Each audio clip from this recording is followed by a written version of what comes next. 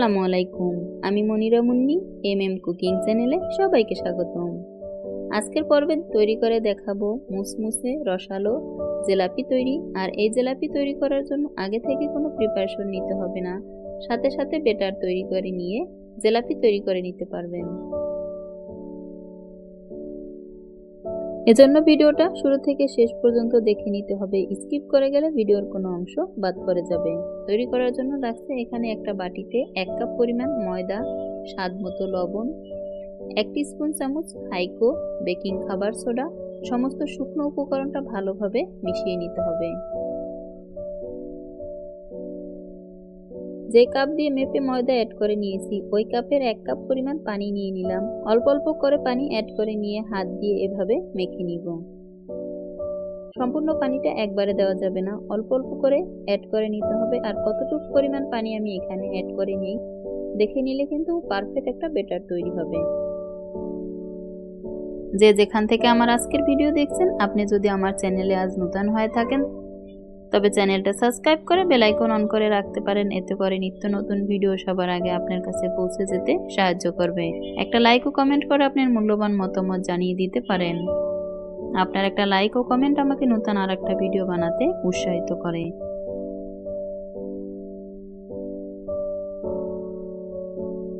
এভাবে কিন্তু বেটারটা মেখে নিতে হবে, বেটারের ভিতরে কোনো দানা বা গুটি না থাকে। আর এভাবে উপর থেকে ছেড়ে দিলে যাতে পাত্রের বেটারের সাথে সহজে মিশে না যায়। এতে করে বুঝে নিতে পারবেন আপনার বেটারটা তৈরি করা পারফেক্ট হয়েছে।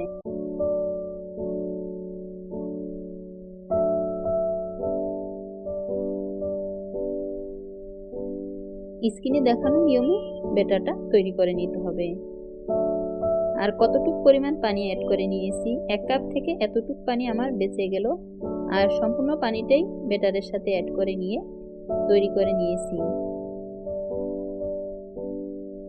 বেটার তৈরি করে নিয়ে জিলাপি শেপ তৈরি করার জন্য একটা সসের বোতলে বেটারটা ঢুকিয়ে নিব। সসের বোতলের মুখ একটু চিকন থাকে, আপনি ইচ্ছা করলে একটু উপর থেকে কেটে নিলে জিলাপিটা একটু মোটা হবে। এরপর যদি আবার একটু কেটে নেন এতে করে আরও একটু মোটা হবে। আর যদি ইচ্ছে করেন যেভাবে আছে রেখে দিলে জিলাপিটা কিন্তু খুব চিকন হবে আর মুচমুচে হবে ভেজে নেওয়ার পর। আমি এভাবেই রেখে দিলাম, আপনি ইচ্ছা করলে একটু করে কেটে নিতে পারেন। সাইডে রেখে দিয়ে শিরা তৈরির প্রিপারেশনে চলে যাব। এখানে যে কাপ দিয়ে মেপে আটা নিয়েছি ওই কাপের 1 কাপ পরিমাণ চিনি অ্যাড করে নিলাম। কাপ মেপে 1.5 কাপ পরিমাণ পানি অ্যাড করে নিয়ে চুলায় বসিয়ে দিয়ে এভাবে অনবরত নাড়াচাড়া করে নিব। চুলার আঁচ মিডিয়াম টু লো আঁচে রেখে চিনিটা গলিয়ে নিব। চিনি যখনই পানির সাথে মিশে যাবে এ পর্যায়ে চুলার আঁচ একটু বাড়িয়ে নিয়ে এখানে একটু ফুড কালার অ্যাড করে দিব। এতে করে জিলাপির কালারটা খুব সুন্দর হবে। আপনার হাতের কাছে যদি না থাকে আপনি চাইলে স্কিপও করতে পারেন। ভালোভাবে ফুটিয়ে নিয়ে 1.5 কাপ পানি থেকে প্রায় 1 কাপের একটু বেশি পরিমাণ এভাবে চুলা থেকে শিরাটা নামিয়ে নিলাম। খুব বেশি ঘন করে নিতে হবে না। এরপরে সাইডে রেখে দিব। ভেজে নেওয়ার জন্য চুলায় প্যান বসিয়ে তেল গরম করে নিতে হবে।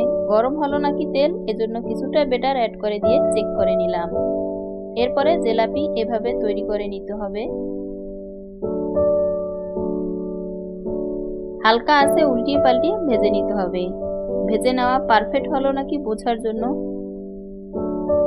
প্রথম দিকে প্যানে বেটার অ্যাড করে দেওয়ার সাথে সাথে কিন্তু অসংখ্য বুদবুদ তৈরি হয়।